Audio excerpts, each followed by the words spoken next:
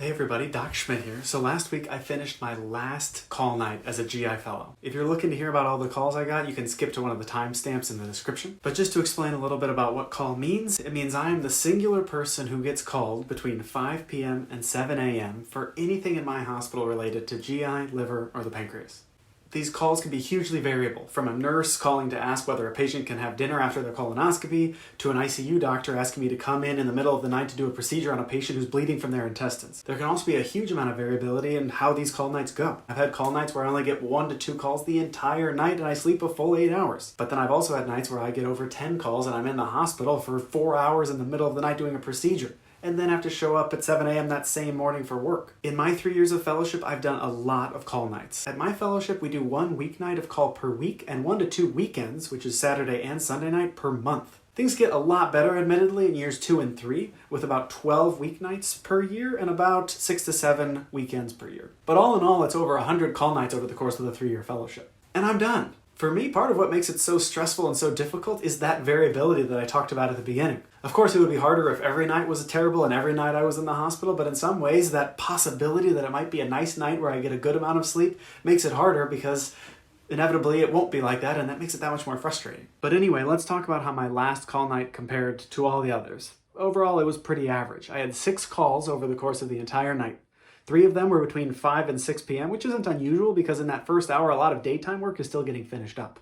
2 of those calls were in the middle of the night after I was already asleep, which wasn't ideal, but the great news was that I did not have to go into the hospital for any of the calls that I received. So I thought it would be fun to go through the details of each call that I got over the course of the night. Before we get started, I just wanted to clarify that I've made slight changes to the calls to protect patients' confidentiality and to avoid any HIPAA issues. So let's get started. Call 1. Call number 1 was from a nurse practitioner in our liver clinic. She was letting me know that they were sending a patient from clinic to the emergency room. That patient needed urgent IV steroids, and that's not something that can be given very easily in the clinic. Sending the patient to the ER ensures that they can get their IV dose very soon, and then they can get admitted to the hospital and be monitored, and we can determine whether they need additional doses of steroids. I was being notified so I could help coordinate who needs to see that consult the next morning from our team. Call number 2 was just a few minutes later from an ER doctor about a patient with elevated liver enzymes. Now, elevated liver enzymes can be from a lot of different things, and that's usually not an emergency unless those enzymes are very elevated or if the patient has other symptoms like confusion that go along with those abnormal lab values. This patient was doing fine, and the ER didn't actually want to admit the patient to our bronze service, which is the liver service that I help direct admissions to, but they wanted to make sure that I didn't think anything needed to be done in the ER at that moment, and they wanted me to help coordinate follow-up so the patient could be seen in the next week or so.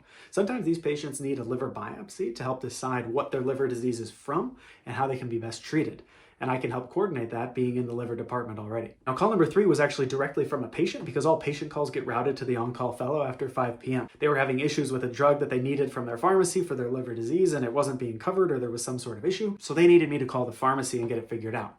That one was very easy. It was just a quick phone call and everything was fine. Call number 4 was an outside lab notifying me about an abnormal lab value that was critical. Sometimes lab values are so abnormal that a doctor needs to be notified immediately, whether it's after hours or not, so that the patient can be treated if needed. One of our doctors had ordered a hemoglobin or a blood count level on a patient earlier in that day, and it came back as less than 5. Which is incredibly low. Normal is between 12 and 14. So that certainly was an emergency. I called the patient, but luckily someone had already seen that lab value and had called them earlier in the day, and they were already in the ER getting a blood transfusion. Call number 5 was my first one that was in the middle of the night. This came in a little bit after midnight from one of the ICU residents about a patient who had vomited blood. This is obviously very concerning and can sometimes be a reason to go in the middle of the night and perform an urgent procedure. But in this case, the patient's vital signs were still stable, and the GI team had actually already seen the patient earlier that day and decided to do a procedure the next morning, meaning the morning after this call night. The patient, after they vomited, was feeling well and was not confused at all. Their blood counts were still stable, and their vital signs, most importantly, were stable. If I was told that their blood pressure was now really low, or if their heart rate had gone really high, those would be reasons that I might need to go in the middle of the night and at least see the patient to decide if maybe they need to be scoped at midnight before waiting until the next morning to scope them. But since that wasn't the case, I told them that we can continue to monitor and continue treating medically with a PPI, and then plan on doing the procedure the next morning as we had discussed. And last but not least was call number 6, my least favorite call.